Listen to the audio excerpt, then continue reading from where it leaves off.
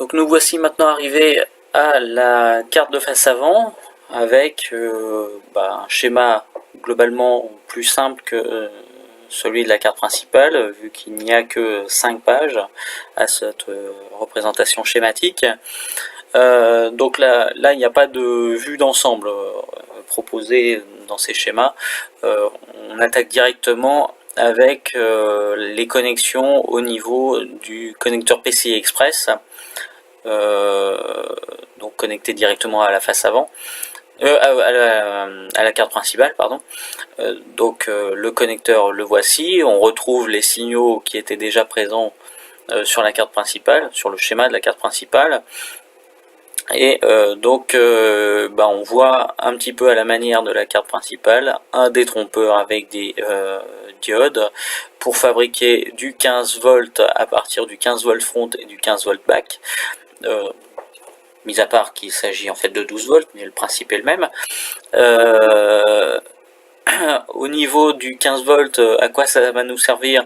En fait, on dispose d'un module qui va fabriquer du plus 15, moins 15 pour des montages analogiques à partir de ce 15 volts. Donc là encore, un petit peu comme on avait pour les ventilateurs, sur la carte principale, il y a une diode Zener pour faire chuter la tension d'entrée, parce qu'il s'agit d'un convertisseur qui n'accepte que du 12 volts en entrée à partir du 15 volts. Donc là encore, c'est superflu vu qu'on est en 12 volts d'alimentation, donc pas besoin de cette Zener, on peut la mettre en court-circuit.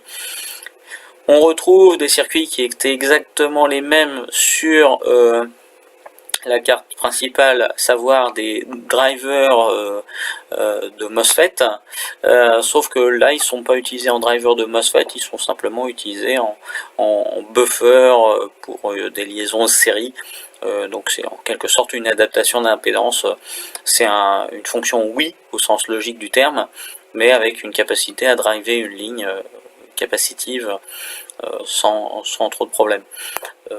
C'est pas forcément indispensable, mais ça permet d'éviter les problèmes de défauts de signaux logiques à cause d'une charge excessive sur une sortie logique d'un circuit.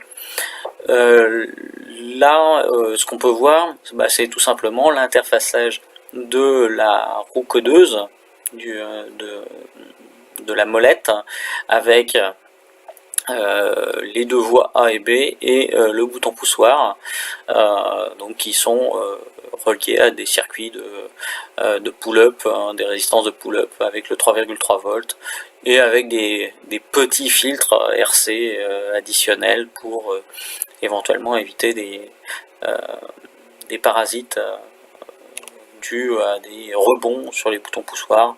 Donc en partie ce circuit-là est là pour ça. Et donc on a les circuits associés aux interrupteurs de face avant pour la configuration, qui eux aussi reposent sur des résistances de pull-up en série avec les résistances et alimentés en 3,3 volts. Donc on a affaire à des signaux logiques 0, 3,3 volts dans tous ces cas de figure. Ensuite, ce qu'on peut voir ici, ce sont à nouveau des drivers qui ont pour seule fonction d'alimenter des LED qui reproduisent à l'identique les signaux de configuration des interrupteurs, sélection des interrupteurs bas, haut et mode de contrôle analogique, numérique ou local distant.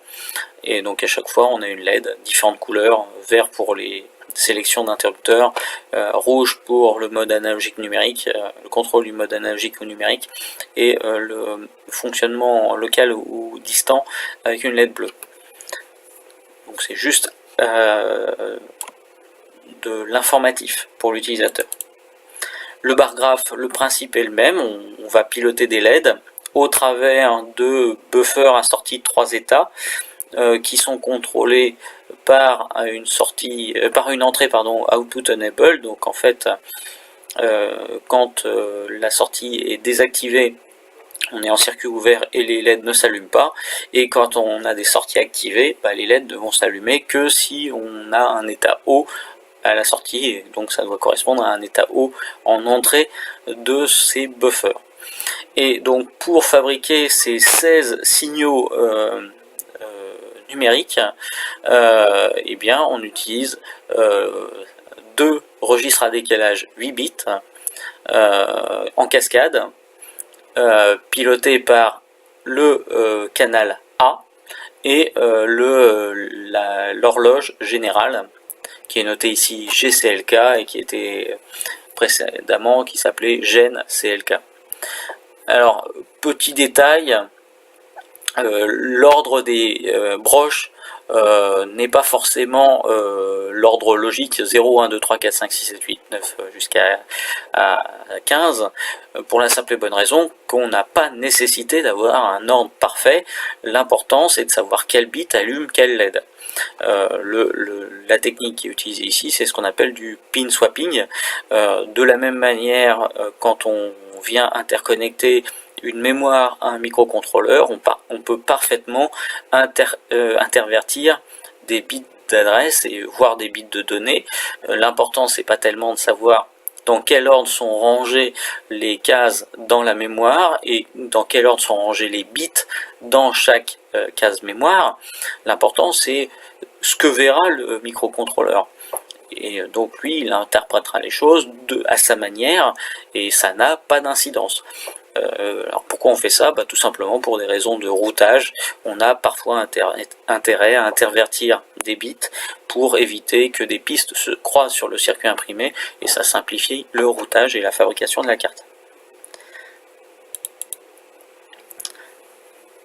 Alors là, la page qui se trouve ici, c'est la page dédiée au signal analogique de sortie analogique. Donc le analog out front, c'est le signal qui provient de la carte principale et si vous vous rappelez, c'est la sortie de mesure de courant en provenance du capteur de courant, LEM. Donc l'idée elle est toute simple. On a ici un potentiomètre qui va permettre de régler une tension entre 0 et 3,3 volts avec un petit filtrage et avec des résistances qui se trouvent ici qui sont très grandes devant la résistance du potentiomètre, donc sans incidence ou presque. Donc en fait on va être capable de régler par exemple 2,5 volts et si vous regardez bien en fait ici vous avez un soustracteur qui va permettre de soustraire 2,5 volts à un signal dont on sait que sa valeur au repos est de 2,5 volts. Donc on sera capable d'annuler la composante continue en sortie du capteur, le but étant à la fin de fabriquer un signal positif si le courant est positif et négatif s'il est négatif. Donc l'idée elle est toute simple, soustracteur suivi d'un amplificateur inverseur. Alors pourquoi inverseur? Tout simplement parce que on va être amené à faire la soustraction de la composante continue, mais vu que ici on a un gain négatif, il faut absolument avoir un gain négatif à ce niveau-là. Donc en fait, plutôt que de faire ça moins ça, on fait l'inverse, on fait ça moins ça, et donc en fait à ce niveau-là, on va récupérer un signal négatif lorsque le courant sera positif, et un signal positif lorsque le courant sera négatif. Et en remultipliant derrière par un gain négatif, ça redeviendra à l'endroit. Donc signal positif ici lorsque le courant est positif, signal négatif lorsque le courant est négatif. Et donc ce signal est directement envoyé vers la sortie BNC au travers d'une résistance de protection pour limiter le courant en cas de court-circuit si on fait une erreur de manip. Et ici on voit une inductance de mode commun qui va éviter la propagation de courants de mode commun, de parasites qui peuvent être gênants sur des câbles, même sur des câbles blindés comme on a dans un câble coaxial. Donc le but est clairement d'éviter de propager des perturbations. Et on fait la même chose d'ailleurs sur le signal d'entrée, il y a le même courant, la même inductance de mode commun, associé cette fois à un écrêteur pour faire en sorte que le signal compris entre 0 et 5 volts ne puisse pas dépasser de beaucoup les 5 volts et ne puisse pas descendre de beaucoup en dessous de 0. Donc ça c'est tout le circuit de protection du signal d'entrée. Et puis pour finir, le signal de sortie analogique, bien, il y a une indication de signe et d'intensité en quelque sorte grâce à ce circuit-là. En fait, on convertit la tension appliquée ici en courant qui va être drainé vers les diodes électroluminescentes, donc qui va allumer la LED rouge si le courant est positif et qui va allumer la LED verte si le courant est négatif. Et donc ces ampli-up nécessitent une alimentation plus 15, moins 15, et c'était la raison d'être du convertisseur qui fabriquait le plus 15, moins 15 sur la première page. Et donc pour finir, on retrouve un schéma ici qui est exactement le même que pour le bar graph. On a affaire à 16 LED qui cette fois vont servir pour la matrice de LED représentative de l'état du convertisseur, à savoir s'il est alimenté ou non, s'il fonctionne en mode normal ou non, s'il est en mode de repos, s'il est en défaillance, et si oui, quel type de défaillance. Donc voilà pour le principe. Et donc pour l'implantation physique, donc là j'ouvre le fichier PCBdoc où on peut voir la carte avec son contour un petit peu avec des découpes un petit peu particulières pour éviter les collisions avec un certain nombre d'éléments du boîtier, et avec des découpes pour laisser passer deux des interrupteurs, deux des quatre interrupteurs et les deux BNC, BNC1 et BNC2 qui se trouvent ici. Et donc la vue 3D, la voici. Et donc on peut voir une vue 3D de la carte avec la roue codeuse, le codeur incrémental avec son bouton poussoir intégré, et les composants qu'il y a sur la carte, y compris les drivers de LED, les buffers à sortie 3 états.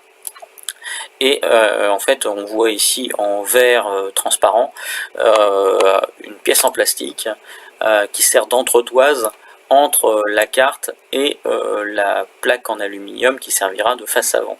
Le but étant de laisser un espace suffisant pour les LED parce qu'elles ont une certaine épaisseur, et pour les composants de face avant également, pour éviter que ces composants soient directement en contact avec le boîtier en aluminium.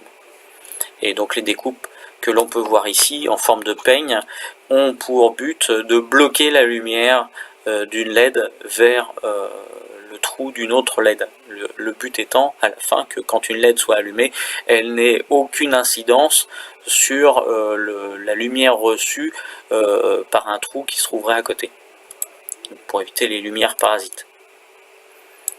Donc cette pièce, comme les entretoises de la carte principale, ou comme le bloc de raccordement entre les IGBT et la carte principale, ce sont des pièces en plastique imprimées en 3D au niveau du Fab Lab de l'UTC,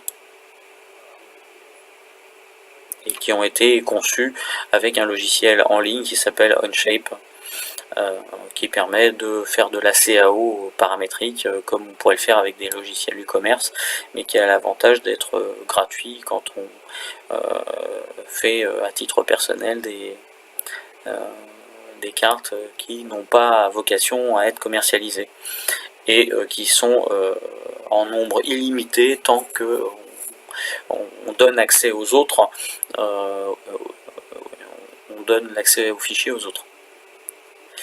Donc voilà, c'est tout pour cette vidéo de découverte de l'aspect fonctionnel des cartes. Et donc les vidéos qui vont suivre seront focalisées sur la réalité physique de ces cartes, sur leur assemblage, et donc on terminera, comme je l'ai dit à la vidéo précédente, par une prise en main du bras de pont pour alimenter un moteur à courant continu. Voilà.